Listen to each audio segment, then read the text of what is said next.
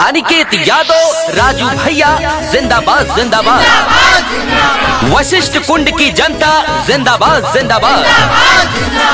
जी हाँ, इस बार नगर निगम अयोध्या वशिष्ठ कुंड वार्ड नंबर 18 से पार्षद पद की प्रत्याशी हैं रंजना यादव, पत्नी अनिकेत यादव राजू। तो इस बार राजू भैया का साथ देना है, छाता का बटन दबाना है। छाता के बटन दबावे के बाद रंजना यादव के जितावे के बाद, छाता के बटन दबावे के बाद पार्षद अब की बनावे के बाद, अनिकेत यादव राजू के चाचा चाची अब की जीतावे के बाद, वशिष्ठ कुंड से पार्षद सुन ला अब की बनावे के बाद। जी हाँ, काम किया है काम करेंगे, झूठे वादे नहीं करेंगे। ऐसे हैं आपके अपने राजू भैया अनिकेत यादव। इस बार इनको ही चुनना है, वशिष्ठ कुंड से वार्ड नंबर 18 से पार्षद बनाना है, छाता के आगे वाला ही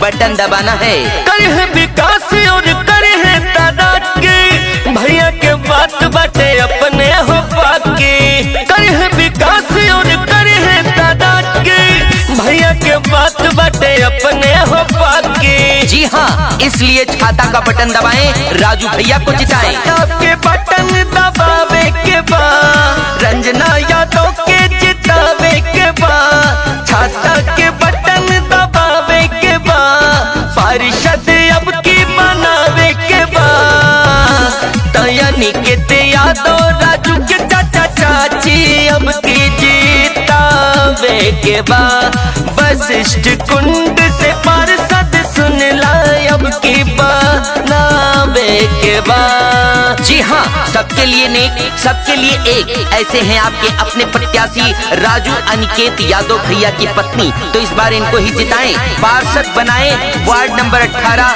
वशिष्ठ कुंड का। इनका चुनाव निशान है छाता, चाचा चाची का निशान है छाता, आपका अपना निशान है छाता।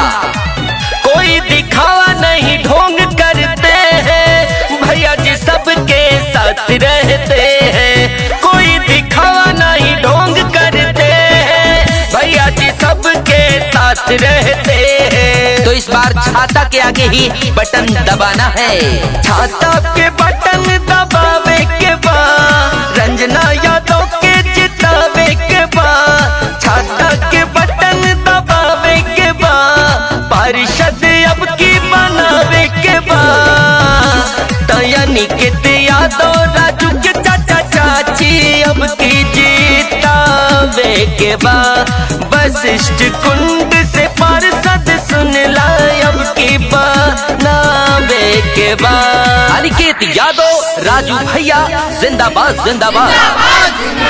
वशिष्ठ कुंड की जनता जिंदाबाद जिंदाबाद। जी हाँ, इस बार नगर निगम अयोध्या वशिष्ठ कुंड वार्ड नंबर 18 से पार्षद पद की प्रत्याशी हैं रंजना यादव, पत्नी अनिकेत यादव राजू। तो इस बार राजू भैया का साथ देना है, छाता का बटन दबाना है। छाता के बटन दबावे के बाद रंजना यादव के जितावे के बाद, छाता के बटन दबावे के बाद पार्षद अब की बनावे के बाद, अनिकेत यादव राजू के चाचा चाची अब की जीतावे के बाद, वशिष्ठ कुंड से पार्षद सुन ला अब की बनावे के बाद।